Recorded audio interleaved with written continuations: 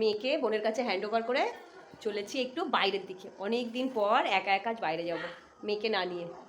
বাইরে যাব বলতে আজকে আছে বুদ্ধ পূর্ণিমা, বাড়িতে পূজা হচ্ছে, আর আছে ধর্ম ঠাকুরের পূজা।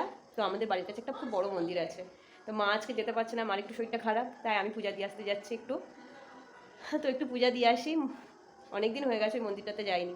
খুব সুন্দর মন্দির, খুব বড় মন্দির। আর মন্দিরটা না নতুন করে আবার বড় করেছে।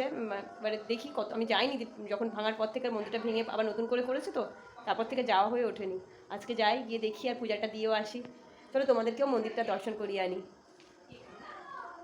টোটোতে করে প্রায় আমি মন্দিরের কাছাকাছি চলে এসেছি। এই যে মন্দিরটা, দেখো কি সুন্দর সাজিয়েছে মন্দিরটাকে। কতদিন আসতে পারিনি এখানে, কি সুন্দর সাজিয়েছে। আর এই যে জায়গাটা দেখছো, এই জায়গাটাতে না প্রণয়ের সাথে আমি ফার্স্ট দেখা করেছিলাম এই জায়গাটাতে। এইটাও আমার খুব সুন্দর একটা স্মৃতি। এই যে ফুল আর মালার দোকান, এখান থেকে ফুল আর মালাটা নেব। বাড়ি থেকে তো পূজার জিনিস নিয়েই এসেছি।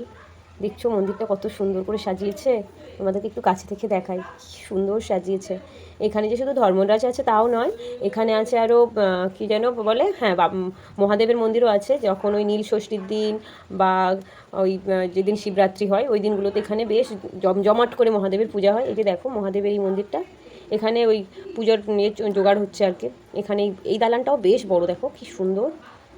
মন্দিরটা না একটু ছোটো মতো ছিল আগে, কিন্তু এই বছরখানেক হলো বেশ বড় করে মন্দিরটা ভেঙে আবার বড় করে বানিয়েছে। দেখছো কতটা জায়গা, এখানে অনেক মানুষ এসে পূজা দিতে পারে। সকালের দিকে একবার পূজা হয়ে গিয়েছে, আবার সন্ধ্যের পূজাটা হবে। এখন মন্দির পরিষ্কারের কাজ চলছে। এই যে দেখো সকালের দিকে পূজা হয়ে গেছে একবার, মানে ওই দুপুর 12টা-1টার দিকে একবার পূজা হয়েছে, আবার সন্ধ্যেতে পূজা হবে। তো আমি পূজাটা দিয়ে যাই। পূজার প্রসাদ আর নিতে পারবো না, ওই নাম লিখিয়ে দিয়ে এসেছি, মামামের নামে দিয়ে এলাম পূজাটা। তো নামটা লিখিয়ে দিয়ে চলে যাই। বাড়িতেও যেতে হবে, সন্ধেও হয়ে যাচ্ছে। আর বাড়ি যাওয়ার জন্য এই যে টোটোতে বসে গেছি। আর বাড়িতে যাব খালি হাতে, আর একটু আকাশ মেঘলা মেঘলা, চপ সিঙাড়া এইসব না নিয়ে গেলে হয় বলো।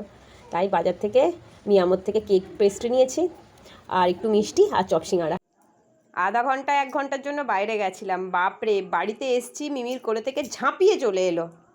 আর আসার সাথে সাথে হাতে থেকে ঘড়িটা নিয়ে ও ঘড়িটা পরছে এখন, চেষ্টা করছে পরার।